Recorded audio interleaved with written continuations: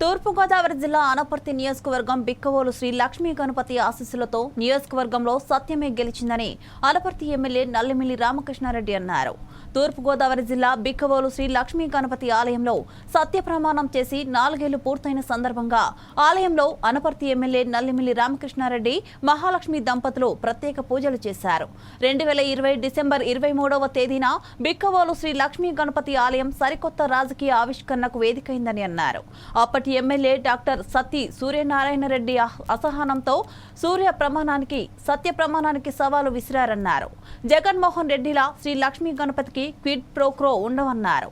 తన టికెట్ను మార్పు చేయడం కోసం, తనను పోటీలో లేకుండా చేయడం కోసం అనేక కోట్ల రూపాయలు మాజీ ఎమ్మెల్యే సూర్యనారాయణ రెడ్డి ఖర్చు చేశారన్నారు. ప్రజల ఆకాంక్షలను, కార్యకర్తల అభిప్రాయాలను గౌరవిస్తూ నియోజకవర్గ అభివృద్ధి కోసం, ప్రజల సంక్షేమం కోసం కృషి చేస్తానని అన్నారు. తెలుగుదేశం పార్టీ పోరాటం చేస్తున్న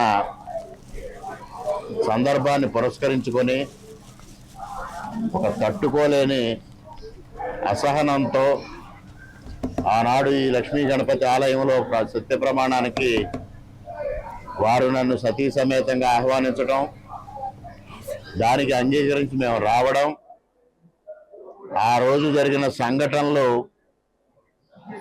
నియోజకవర్గ ప్రజానీకానికే కాదు, ప్రపంచంలో ఉన్న తెలుగు వారందరికీ తెలిసేటట్టుగా చేశారు. మొట్టమొదటిగా నేను ఆ కార్యక్రమానికి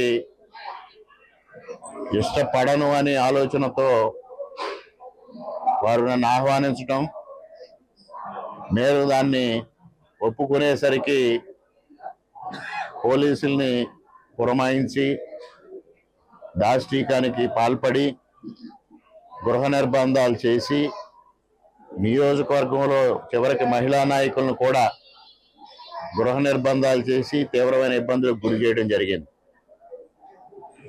మరలా మాట మార్చి 2 గంటల 30 నిమిషాలకి వారు ప్రమాణం చేస్తారు, 4 గంటల 30 నిమిషాలకి నేను చేయమని పోలీస్ అధికారుల ద్వారా చెప్పించటం, దానికి నేను అంగీకరించకపోవడం, అనేక చర్చలు జరిగిన తర్వాత మీడియా యొక్క జోక్యంతో ఇద్దరిని 2:30కి ఇక్కడికి తీసుకురావడం జరిగింది. ఆ తీసుకురావడం కూడా పోలీసు ఆంక్షల మధ్య,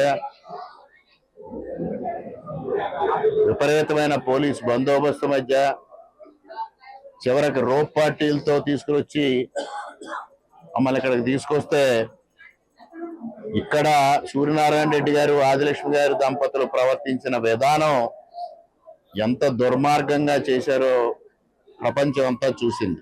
నన్ను పోటీలో లేకుండా చేయడం కోసం అనేక కోట్ల రూపాయలు ఖర్చు పెట్టుకున్నారు.